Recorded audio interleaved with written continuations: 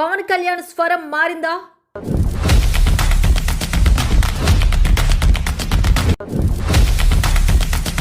కూటమి రాజకీయాల్లో కొత్త సంకేతాలు.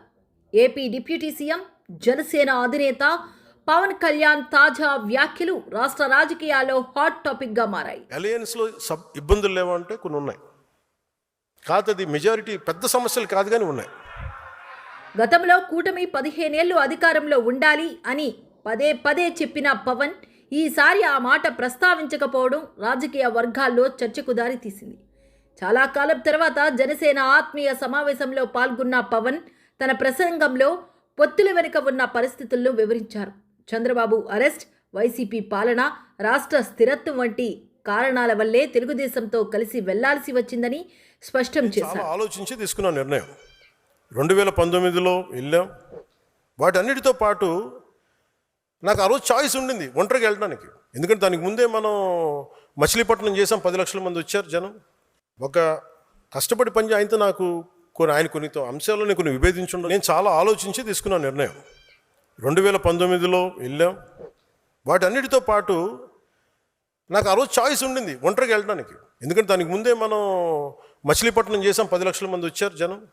ఒక కష్టపడి పని ఆయనతో నాకు ఆయన కొన్ని అంశాలను కొన్ని విభేదించుండొచ్చు. కొన్ని అంశాలతోటి నేను కూర్చోబెట్టి మాట్లాడుతాను ఈ రోజుకి. అలాంటిది ఆయన జైల్లో పెట్టినప్పుడు అది ఒక కీలకమైన పరిస్థితి అది. ఎందుకంటే ఆంధ్రప్రదేశ్కి ఎప్పుడూ సమస్య. చెన్నై నుంచి విడిపోయాం, కర్నూలుకి వెళ్ళాం, కర్నూలు నుంచి హైదరాబాద్కి వెళ్ళాం, హైదరాబాద్కి వెళ్తే ఇక్కడ లేదు.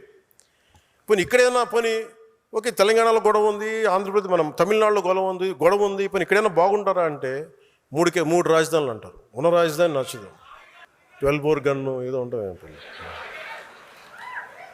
ఇవన్నీ అంటే నేను అనేది ఆంధ్రప్రదేశ్కి ఎప్పుడు ఒక అవసరమైతే చంద్రబాబుతో కూడా విభేదించడానికి కాడనన్న సంకేతాలు ఆయన మాటల్లో కనిపించాయని రాజకీయ విశ్లేషకులు భావిస్తున్నారు. కష్టపడి పని ఆయనతో నాకు ఆయన కొన్ని అంశాలను కొన్ని విభేదించుండొచ్చు. కొన్ని అంశాలతోటి నేను కూర్చోబెట్టి మాట్లాడుతాను ఈ రోజుకి. పవన్ వ్యాఖ్యలు టీడీపీలో అంతర్గత చర్చలకు దారితీశాయి.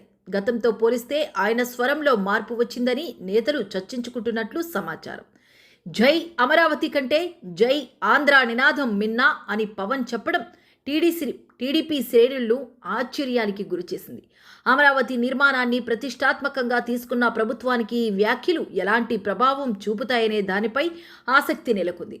అమరావతి రైతుల్లోకి ఈ సందేశం ఎలా వెళ్తుందనే అంశంపై కూడా రాజకీయ వర్గాల్లో చర్చ కొనసాగుతుంది. పవన్ తాజా వ్యాఖ్యలు కూటమి భవిష్యత్తుపై కొత్త సందేహాలకు తావిస్తున్నాయి. ఇప్పుడు ముఖ్యమంత్రి చంద్రబాబు నాయుడు ఈ వ్యాఖ్యలపై ఎలా స్పందిస్తారనేది రాష్ట్ర రాజకీయాల్లో అత్యంత ఆసక్తికర అంశంగా మారింది.